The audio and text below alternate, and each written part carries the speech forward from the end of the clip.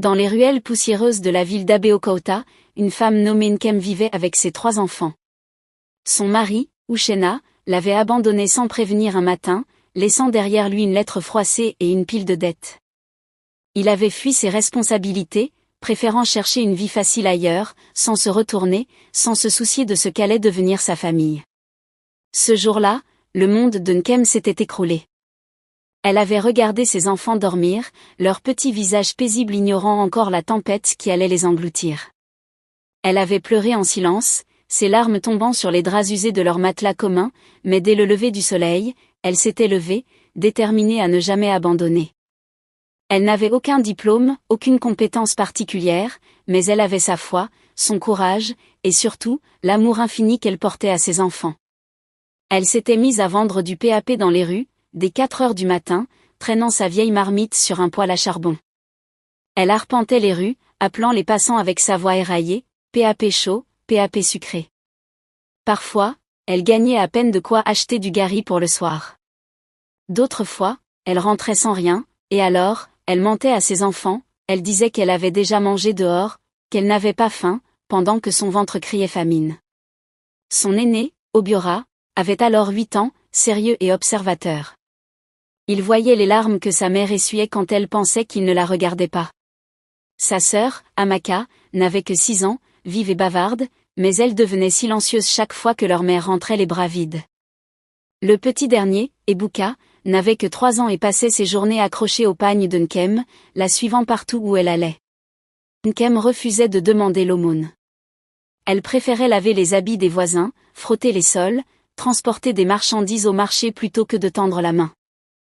Les gens la respectaient pour cela, même si certains la regardaient avec pitié. Elle n'avait pas de famille pour l'aider. Sa propre mère était morte jeune, et ses frères l'avaient reniée le jour où elle avait décidé d'épouser Uchenna contre leur avis. Isolée, elle n'avait que ses enfants comme raison de vivre. Les années passaient, et malgré les épreuves, elle réussissait à les garder à l'école, en vendant parfois ses propres vêtements, en se privant de tout. Quand Obiora tomba malade de la fièvre typhoïde à 12 ans, elle passa 3 jours et 3 nuits à l'hôpital, dormant sur le sol, priant chaque seconde, vendant sa chaîne héritée de sa mère pour payer les médicaments. Elle ne dormit pas, ne mangea pas, jusqu'à ce que son fils ouvre enfin les yeux. Elle cria de joie ce jour-là, comme si elle avait remporté 1 million. Les enfants grandissaient dans la pauvreté, mais aussi dans l'amour, le respect et la discipline. Nkem leur enseignait l'honnêteté, la prière, et le sens de la famille. Chaque soir, malgré la fatigue, elle s'asseyait avec eux pour réciter des versets, leur raconter des histoires pleines de sagesse, et leur rappeler que leur vie ne se résumerait pas à la souffrance. Elle leur disait souvent, « La misère est autour de nous, mais elle ne doit jamais entrer dans vos cœurs. » Parfois, elle rentrait du travail en boitant, après avoir marché sous le soleil brûlant d'Abeokuta toute la journée, mais elle souriait encore, elle chantait même parfois, pour ne pas laisser ses enfants sombrer dans la tristesse. Une nuit, Amaka l'avait surprise en train de pleurer dans la cour, assise sur un tabouret, les yeux tournés vers le ciel. Elle s'était approchée doucement et lui avait demandé, « Maman, pourquoi tu pleures ?» Nkem avait simplement répondu, « Je pleure de fatigue, ma fille, pas de tristesse. Tu verras, un jour, Dieu nous sourira. » Ce jour-là, Amaka avait juré intérieurement qu'elle rendrait sa mère fière. L'école était un défi quotidien. Les enfants allaient souvent pieds nus, leurs cahiers étaient partagés, les stylos étaient usés, mais ils étaient toujours premiers de leur classe. Obiora passait des heures à lire des livres empruntés, Amaka aidait sa mère au marché après les cours, et Ebuka, encore petit, montrait déjà des signes d'intelligence rares. Un jour, alors qu'il n'avait que 7 ans, il avait aidé un client à faire des calculs complexes au marché, et tout le monde l'avait applaudi. Nkem avait souri fièrement, et son cœur s'était rempli d'espoir. Malgré la faim, malgré les moqueries d'enfants mieux habillés, malgré les jours sans électricité ni eau potable, il persévérait. Nkem ne se plaignait jamais. Même quand ses mains se couvraient de plaies à force de lessiver, même quand sa voix s'éteignait après des jours de vente sans repos, elle continuait. Elle croyait fermement que Dieu voyait ses efforts et qu'un jour, ses enfants la béniraient. Mais personne ne le croyait dans le quartier. Certains disaient qu'elle rêvait trop, que ses enfants finiraient comme elle. D'autres lui proposaient de confier ses filles à des familles riches, ou de marier Amaka jeune pour alléger le fardeau. Elle avait toujours refusé. Elle disait, « Mes enfants sont ma richesse. Je ne les vendrai jamais. » Un jour, une voisine lui avait dit, « Tu perds ton temps, regarde-toi, tu vieillis, tu n'as rien. » Nkem avait répondu calmement, « J'ai mes enfants, j'ai la paix, et j'ai l'espoir. C'est tout ce qu'il me faut. » Personne ne comprenait cette force intérieure qu'elle avait. Elle avançait dans la vie comme une guerrière silencieuse, battant chaque jour contre la faim, la solitude et la fatigue. Mais elle ne reculait jamais. Et ses enfants voyaient tout cela. Ils retenaient chaque détail. Chaque sacrifice. Chaque larme cachée. Chaque sourire forcé. Et sans qu'elle ne le sache, ils préparaient quelque chose. Quelque chose de grand. Mais ce n'était pas encore le moment. Pour l'instant, Nkem se contentait de prier chaque matin, de se battre chaque jour, et de dormir chaque nuit en tenant la main de ses enfants. Elle ne savait pas encore que les graines qu'elle avait plantées dans la douleur allaient bientôt fleurir. Les années passaient et les enfants de Nkem grandissaient dans un monde qui ne leur faisait aucun cadeau. Leur vie n'était qu'une succession de défis et de renoncements. Pourtant, ils n'avaient jamais oublié les sacrifices de leur mère. Obiora, l'aîné, entrait au lycée grâce à une bourse qu'il avait obtenue après avoir été premier de sa classe pendant 4 années consécutives. Il marchait chaque jour plusieurs kilomètres à pied pour rejoindre l'école, portant un sac usé rempli de livres empruntés à droite et à gauche. Il ne parlait pas beaucoup, mais ses yeux brûlaient d'une détermination féroce. Dans le quartier, on le surnommait le professeur silencieux. Il passait ses nuits à lire sous la lumière d'une lampe à pétrole, souvent interrompu par les ronflements de son petit frère ou les quintes de toux de sa mère, mais il ne se plaignait jamais. Amaka, elle, aidait leur mère chaque matin au marché avant d'aller à l'école. Elle transportait des bassines d'eau sur sa tête, vendait des beignets, et courait ensuite en uniforme à peine propre pour rejoindre les cours. Malgré la fatigue, elle souriait toujours. C'était elle qui chantait le plus à la maison, inventant des chansons pour faire rire Ebuka quand il pleurait ou pour encourager leur mère quand elle tombait d'épuisement. À l'école, ses professeurs l'adoraient. Elle avait une façon unique de parler, une intelligence vive, et une mémoire redoutable. Mais elle n'avait aucun cahier à elle, alors elle écrivait sur des feuilles volantes qu'elle gardait soigneusement dans un sac plastique. Ebuka, le plus jeune, observait tout. Il comprenait plus qu'il ne disait. À 8 ans, il aidait déjà les clients du marché à porter leurs achats pour quelques pièces, qu'il remettait à sa mère sans jamais rien garder pour lui. Il posait des questions sur tout, voulait comprendre pourquoi le ciel changeait de couleur, pourquoi certains enfants mangeaient 3 fois par jour et d'autres non. Il avait ce regard curieux, parfois trop mature pour son âge, qui inquiétait parfois Nkem.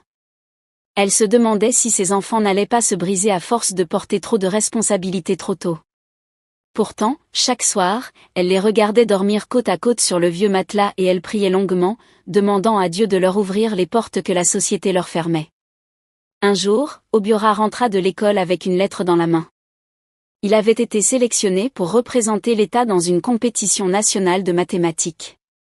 Nkem n'avait pas d'argent pour l'envoyer à Lagos où devait se tenir la compétition. Pendant 2 jours, elle courut partout, supplia des commerçants, lava des habits, vendit ses dernières provisions, et finalement, réussit à réunir juste assez pour le transport et l'hébergement. Obiora partit, le cœur plein d'émotions. À son retour, il était devenu un héros. Il avait remporté la première place. Le gouverneur lui remit un prix devant les caméras, et son nom fut publié dans les journaux. Le quartier entier célébra cet exploit, mais Nkem, elle, pleura en silence. Ce n'était pas de la tristesse. C'était une reconnaissance. Une première lumière dans leur nuit longue et froide. Grâce à ce prix, Obiora reçut une bourse complète pour continuer ses études dans une école privée. Il ne dormait plus sur le sol, mais dans un dortoir avec un vrai lit, un bureau et de la lumière chaque nuit. Pourtant, chaque week-end, il rentrait au quartier, aidait sa mère, révisait avec Amaka et Ebuka, et n'oubliait jamais de l'embrasser avant de dormir. Amaka, de son côté, commençait à attirer l'attention de ses professeurs qui la voyaient comme une future leader. Elle intégra un groupe d'élèves brillants, participa à des concours d'art oratoire, et gagna plusieurs prix. Chaque fois, elle ramenait les trophées à la maison, les plaçait à côté de la vieille Bible de sa mère, et disait « Maman, tout ça, c'est pour toi. » Nkem les regardait avec fierté, mais aussi avec une crainte cachée. Elle savait que la pauvreté pouvait parfois voler les rêves les plus purs. Elle redoublait alors d'efforts, se battant pour que rien ne manque, même le strict minimum. Elle refusa plusieurs fois les propositions de mariage de commerçants aisés du marché, des hommes qui voulaient l'épouser pour l'assujettir. Elle disait toujours « Mes enfants sont mon futur. Je ne veux pas d'un mari qui viendra diviser ce que nous avons construit ensemble. » Les années s'écoulèrent. Obiora termina le lycée avec la meilleure moyenne de tout l'État. Il fut accepté à l'université d'Ibadan pour étudier la médecine, encore une fois grâce à une bourse. Mais il avait besoin de provisions, de vêtements, de livres. Nkem vendit sa machine à coudre, ses ustensiles de cuisine, ses derniers bijoux. Elle ne garda que le strict minimum, convaincue qu'avec un fils médecin, l'avenir allait changer. Amaka poursuivait aussi sa route. Elle réussit l'examen national et entra dans une université publique pour étudier le droit. Elle devint la voix de ceux que personne n'écoutait. Elle dénonçait les injustices, écrivait des articles dans les journaux de l'école, et se battait contre le harcèlement et la corruption. Ebuka, lui, restait à la maison avec leur mère, mais il brillait dans ses études. Il sautait des classes, impressionnait ses professeurs, et rêvait de devenir ingénieur. Il disait souvent, « Je vais construire une grande maison pour maman. Une maison où elle ne portera plus jamais d'eau sur sa tête. » Nkem riait, mais au fond d'elle, elle espérait. Elle ne disait rien, mais elle rêvait aussi. De fenêtres ouvertes sur un jardin fleuri, d'un lit moelleux, d'une maison où l'on n'entendait plus le bruit de la misère. Mais elle n'osait pas en parler. Elle continuait à se battre chaque jour, sans se plaindre, même quand la vieillesse commençait à peser sur ses épaules. Elle avait des douleurs aux genoux, des maux de dos, des vertiges fréquents, mais elle refusait de se reposer. Elle disait, « Je me reposerai quand mes enfants auront atteint leur sommet. » Et ses enfants avançaient, lentement mais sûrement. Aucun d'eux ne fléchissait. Aucun n'oubliait d'où ils venaient. Ils travaillaient dur, souvent à l'extrême. Obiora enchaînait les nuits de garde à l'hôpital universitaire. Amaka donnait des cours à des enfants pauvres pour gagner de quoi se nourrir. Ebuka passait ses week-ends à aider les anciens du quartier avec leurs corvées, en échange de vieux livres ou de conseils. Chaque fois qu'ils gagnaient quelque chose, ils l'envoyaient à leur mère. Parfois, c'était une petite somme. D'autres fois, c'était un vêtement, une couverture, une paire de chaussures. Et chaque fois, Nkem les bénissait longuement, en larmes. Dans son cœur, elle savait que Dieu préparait quelque chose. Elle ignorait quoi, mais elle sentait que la récompense était proche. Elle continuait à prier chaque matin, à jeûner chaque semaine, et à remercier même quand elle n'avait rien à manger. Les voisins la respectaient, certains l'admiraient en secret, d'autres regrettaient de l'avoir méprisée. Mais elle restait humble, discrète, concentrée sur l'essentiel, ses enfants. Ce qu'elle ne savait pas, c'est qu'en secret, il préparait un plan. Un plan qu'il gardait caché depuis des mois. Un projet fou, ambitieux, rempli d'amour et de reconnaissance. Une promesse silencieuse qu'il s'était faite un jour, assis dans la cour poussiéreuse, les ventres vides, les cœurs lourds, les yeux tournés vers le ciel. Un jour, nous rendrons à maman tout ce qu'elle a perdu. Et ce jour-là, elle ne portera plus jamais de fardeau. Ce jour-là, elle connaîtra enfin le repos. Ce jour-là approchait. Plus vite qu'elle ne pouvait l'imaginer. Le jour où Obiora fut officiellement diplômée en médecine fut un jour que Nkem ne pouvait oublier. Elle avait marché pendant 2 heures pour arriver à l'université, portant une robe simple mais propre, ses cheveux attachés soigneusement en arrière, ses sandales poussiéreuses mais bien nettoyées. Lorsqu'elle aperçut son fils sur scène, dans sa toge et son chapeau, recevant son parchemin, elle ne put retenir ses larmes. Elle se souvenait de toutes les nuits sans nourriture, des fois où elle avait prié en tremblant de peur pour sa santé, des jours de marcher sans aucune vente, des humiliations supportées en silence. Et maintenant, devant toute une foule, on appelait son fils Docteur Obiora. Il s'avança vers elle, la main tremblante, posa son certificat sur ses genoux et murmura, « C'est à toi, maman. » Elle fondit en larmes, tenant ce morceau de papier comme si c'était un trésor tombé du ciel. Les gens autour d'eux les regardaient, certains émus, d'autres surpris, mais pour elle, plus rien n'existait que ce moment. Obiora trouva rapidement du travail dans un hôpital public de Lagos. Il dormait dans une chambre modeste qu'il partageait avec un collègue, mangeait peu, économisait chaque kobo, car dans sa tête, un projet se formait. Amaka, de son côté, terminait son master en droit. Elle était devenue une figure respectée dans son université, connue pour ses discours puissants et son engagement pour les droits des plus démunis. Elle refusait les propositions de cabinet pour mieux travailler dans des ING, convaincue qu'elle devait d'abord aider ceux qui, comme elle autrefois, n'avaient aucune voix. Elle vivait dans une petite pièce à Abuja, partagée avec 2 autres jeunes femmes, mais elle se levait chaque jour avec une seule pensée: un jour, je donnerai à maman tout ce qu'elle mérite. Ebuka, quant à lui, venait d'être accepté à l'université pour étudier le génie civil. Il avait obtenu la première place nationale à un concours de mathématiques, ce qui lui avait valu une bourse privée complète. Il pleura en apprenant la nouvelle, non pas pour lui, mais parce qu'il savait que sa mère n'aurait plus à s'inquiéter pour ses frais de scolarité. Il courut jusqu'au marché ce jour-là, la trouva en train de vendre des feuilles d'ugu, et s'agenouilla devant elle pour lui annoncer la nouvelle. Les passants s'arrêtèrent, curieux, et quand elle réalisa ce que cela signifiait, elle leva les mains au ciel et cria: « Dieu est fidèle !» Les gens l'applaudirent, certains pleurèrent, et une vieille femme du quartier lui dit: « Tu es bénie, Nkem, tes larmes ont nourri des graines de diamant. » Pendant tout ce temps, aucun des enfants ne dépensait pour eux-mêmes. Chaque kobo économisé allait dans un compte commun qu'ils avaient ouvert en cachette. Chaque fois qu'un d'eux gagnait de l'argent, ils contribuaient à ce fonds secret qu'ils appelaient entre eux « le rêve de maman ». Ils faisaient des plans, dessinaient des idées, échangeaient des messages la nuit sur leurs projets, tout en jurant de ne rien dire à leur mère jusqu'au jour parfait. Le premier salaire d'Obiora alla entièrement dans ce fonds. Il se contenta de manger du pain sec pendant des semaines. Amaka donna une partie de l'argent qu'elle recevait pour ses prestations juridiques et ses articles. Ebuka vendait parfois ses vieux habits pour ajouter quelques naira au compte.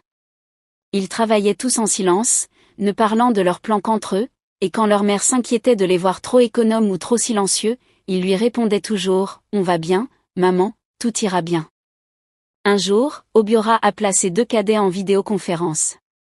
Il leur dit: « C'est le moment. » Ils avaient économisé pendant 3 ans, sacrifiant tout, repoussant leurs plaisirs, refusant les distractions. Ils prirent contact avec un architecte, un entrepreneur et un avocat. Ils trouvèrent un terrain non loin du centre-ville, dans une zone calme, sécurisée, entourée d'arbres et d'espaces verts. C'était cher, mais ils savaient que leur mère le méritait.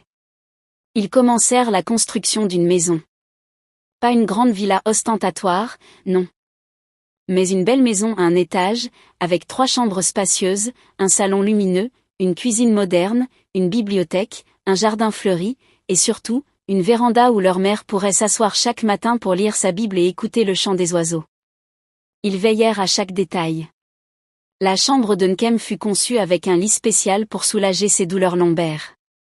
La cuisine était équipée pour qu'elle ne se fatigue plus à cuisiner debout trop longtemps.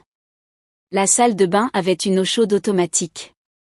Amaka insista pour que chaque pièce ait une touche personnelle, des cadres avec des photos de petits, des citations inspirantes, et un mur entier dans le salon avec cette phrase en lettres dorées: « Tout ce que nous sommes, c'est grâce à toi. » Pendant que la maison se construisait, ils achetèrent aussi de nouveaux vêtements pour elle, des chaussures confortables, des produits de soins, et même un fauteuil de massage. Ils contactèrent un chauffeur privé, trouvèrent une voiture simple mais fiable, et lui écrivirent une lettre commune où chacun racontait son souvenir le plus marquant avec elle. Lorsqu'ils apprirent que la maison serait prête à la fin de l'année, ils décidèrent d'organiser une fête surprise. Obiora prit des congés, Amaka fit de même, et Ebuka termina ses examens plus tôt. Ils contactèrent des anciens voisins, des professeurs, des amis du quartier, même l'ancien pasteur de leur enfance. Tout le monde accepta de venir. Certains dirent: « On ne peut pas manquer ça, cette femme mérite tout. » Pendant tout ce temps, Nkem ne se doutait de rien. Elle continuait à vendre un peu au marché, bien que ses forces déclinaient. Elle avait maigri, ses jambes la faisaient souffrir, mais elle tenait bon. Elle disait souvent: « Je veux juste voir mes enfants s'épanouir, après je peux mourir en paix. » Ce qu'elle ne savait pas, c'est que ses enfants avaient préparé pour elle bien plus que ce qu'elle avait jamais osé imaginer. La veille du jour prévu, ils vinrent la chercher. Ils lui dirent simplement, « Maman, on va quelque part ensemble. » Elle protesta un peu, demanda si elle devait porter ses habits du dimanche, ils sourirent et dirent, « Habille-toi comme une reine, parce que tu es la nôtre. » Elle ne comprenait pas. Mais elle obéit. Quand ils arrivèrent devant la maison, elle ne comprit toujours pas. Elle croyait qu'ils allaient visiter un ami, ou assister à une réunion. Ce n'est qu'en voyant les ballons, les gens rassemblés, les chants, et surtout, cette grande banderole sur laquelle il était écrit « Bienvenue chez toi, maman », qu'elle comprit. Elle resta figée. Les jambes tremblantes. Le cœur battant. Les larmes jaillirent avant même qu'elle ne prononce un mot. Elle regarda ses enfants, tous debout, souriant, les bras ouverts, et elle tomba à genoux, les mains sur le visage. Tout le monde pleurait. Le pasteur pria. Une chorale chanta un cantique qu'elle aimait tant. Elle fut conduite à l'intérieur, chaque pièce révélant un détail pensé avec amour. Elle toucha les murs, marcha lentement, ouvrit les portes, s'arrêta devant chaque photo. Quand elle entra dans sa chambre, elle s'écroula sur le lit, sanglotant comme une enfant. Obiora s'approcha et lui dit doucement, « Tu n'as plus à te battre, maman. » Amaka ajouta, « Tout ça, c'est parce que tu n'as jamais cessé de croire en nous. » Ebuka, les larmes aux yeux, chuchota, « Tu es notre trésor. » Ce jour-là, la maison vibrait d'émotion. Les voisins qui l'avaient connue vendant du PAP en haillons étaient là, émus, certains en pleurs. Les anciens professeurs racontaient comment elle venait aux réunions sans jamais se plaindre. Les enfants du quartier dansaient. Des femmes chantèrent en son honneur. Et elle, Nkem, restait là, submergée. Elle n'arrivait pas à croire que tout ça était réel. Elle touchait les objets, les meubles, les fleurs, comme si elle craignait de se réveiller. Ce soir-là, elle dormit pour la première fois dans un lit neuf, dans une maison calme, propre, spacieuse, entourée de ses enfants. Elle pleura encore, mais c'étaient des larmes de paix. Elle murmura une prière de gratitude et regarda ses enfants, endormis sur les fauteuils du salon, comme autrefois dans leur petite maison, mais cette fois, comblés, debout, prêts à la porter à leur tour. Le rêve de Nkem était devenu réalité. Et ce n'était que le début. Le lendemain matin, lorsque les premiers rayons du soleil traversèrent les rideaux légers de sa nouvelle chambre, Nkem ouvrit les yeux lentement, comme si elle craignait que tout disparaisse. Elle resta allongée, écoutant le silence, un silence paisible et doux, loin du vacarme des vendeurs de rue, des cris d'enfants et des klaxons habituels de son ancien quartier. Pendant quelques secondes, elle pensa qu'elle rêvait encore. Ce n'est qu'en posant la main sur le drap soyeux, en sentant la texture fine sous ses doigts fatigués, qu'elle réalisa que ce n'était pas un rêve. Elle se redressa, regarda autour d'elle, les murs peints avec goût, les rideaux couleur ivoire, les cadres accrochés avec soin, les fleurs fraîches sur la table de chevet, et enfin, la grande photo de famille accrochée face au lit avec ces mots gravés dessous, pour la meilleure mère du monde. Les larmes lui montèrent aux yeux, douces et silencieuses, cette fois sans douleur. Elle se leva, pieds nus, marcha doucement dans la chambre, ouvrit la porte qui menait au salon et découvrit ses 3 enfants assis à la table, souriant, l'attendant avec du thé chaud, du pain frais et des fruits. Elle s'avança lentement, les regarda un à un, puis dit simplement, « Je ne mérite pas tout ça. » Mais ils protestèrent en chœur, posant leurs mains sur les siennes, lui rappelant chaque moment, chaque nuit sans sommeil, chaque jour de souffrance, chaque parole d'encouragement qu'elle leur avait donnée quand ils n'avaient rien. Ils lui dirent qu'elle méritait tout et bien plus encore. Pendant plusieurs jours, Nkem resta dans cette maison comme une enfant découvrant un nouveau monde. Elle apprit à utiliser le four moderne, s'émerveilla devant l'eau chaude qui coulait du robinet, s'installa chaque matin sur la véranda avec sa Bible, savourant le chant des oiseaux et l'odeur du jardin soigneusement entretenu. Ses enfants prenaient soin d'elle comme elle l'avait fait pendant des années. Obiora s'assurait qu'elle prenne ses médicaments, Amaka vérifiait ses rendez-vous médicaux, et Buka préparait parfois des plats qu'elle aimait en secret. Tous les 3, unis comme toujours, vivaient sous le même toit avec elle, au moins pour un temps, pour savourer ses retrouvailles, pour remplir la maison de rires, de discussions tard le soir, de souvenirs partagés. Mais ce n'était pas tout. Ils avaient décidé de faire encore plus. Ils organisèrent une grande fête, cette fois publique, dans une salle de réception louée non loin de la maison. Ils invitèrent tous ceux qui avaient connu leur mère à différentes étapes de sa vie, des voisins de leur ancien quartier, des anciens clients du marché, des professeurs, des amis de longue date, même ceux qui l'avaient autrefois méprisé. Ce jour-là, la salle était pleine à craquer. Des femmes en tenues traditionnelles éclatantes, des hommes en boubous soigneusement repassés, des enfants courant partout, des musiciens jouant des mélodies joyeuses. Au centre, Tronenkem, habillée d'un magnifique haut-rappeur violet et or, une coiffe royale sur la tête, assise sur un fauteuil décoré comme un trône. Elle avait du mal à croire que toutes ces personnes étaient venues pour elle. Le maître de cérémonie raconta son histoire, depuis les jours de pauvreté jusqu'à cette consécration. Les invités versaient des larmes, certains se levaient pour raconter un souvenir avec elle, d'autres s'excusaient pour ne pas avoir vu sa valeur à l'époque. Un professeur raconta comment Nkem était venu à l'école sous la pluie, trempé, pour demander une seconde chance pour son fils.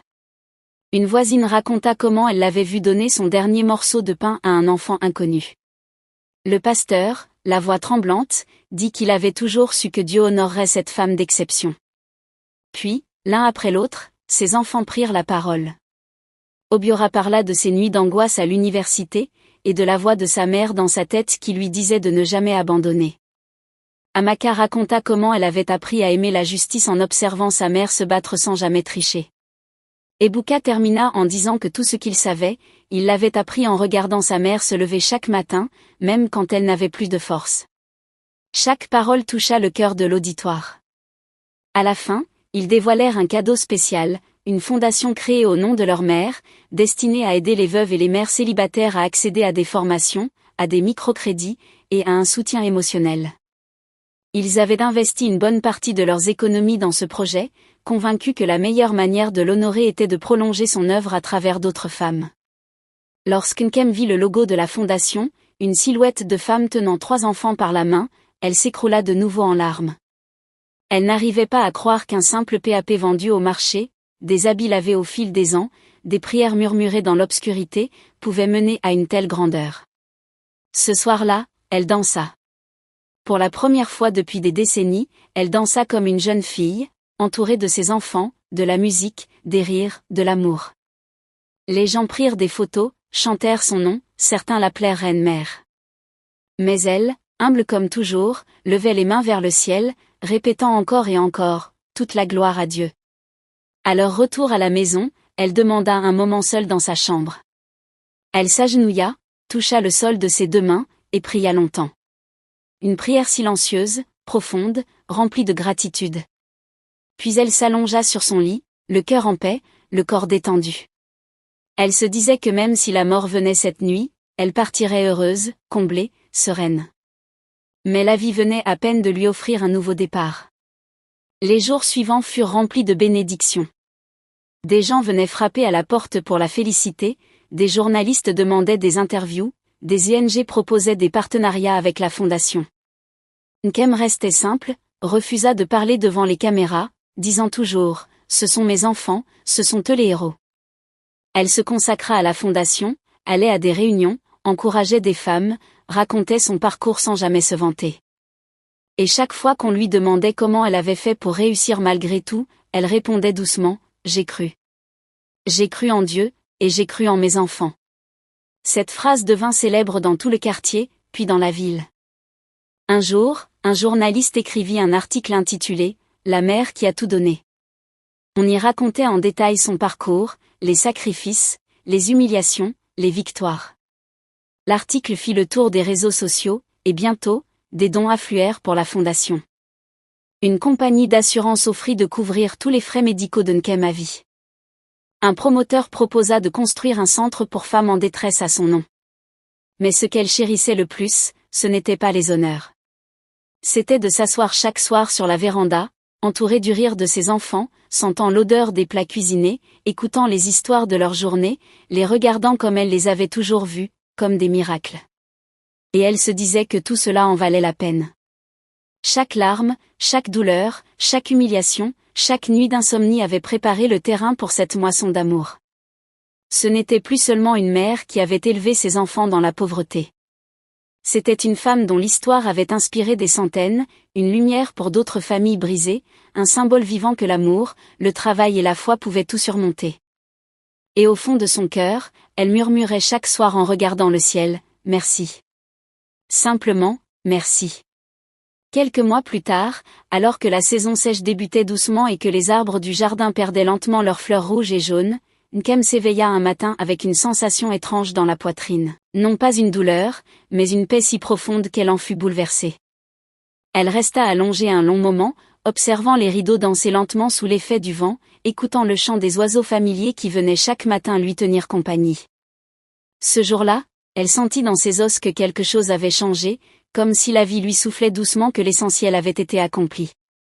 Elle se leva, s'habilla avec soin, choisissant un pagne doux et coloré, peigna ses cheveux avec attention, appliqua un peu d'huile parfumée sur ses poignets, puis s'assit sur la véranda, un sourire paisible sur les lèvres. Ses enfants dormaient encore. Elle regarda les plantes qu'elle avait arrosées chaque matin depuis son arrivée, leur parla doucement, comme elle le faisait toujours, les remerciant pour leur silence apaisant. Quand Obiora se réveilla et la trouva ainsi, il s'assit à ses côtés, lui prit la main sans rien dire. Ils restèrent longtemps en silence, leur cœur lié par un amour trop profond pour avoir besoin de mots.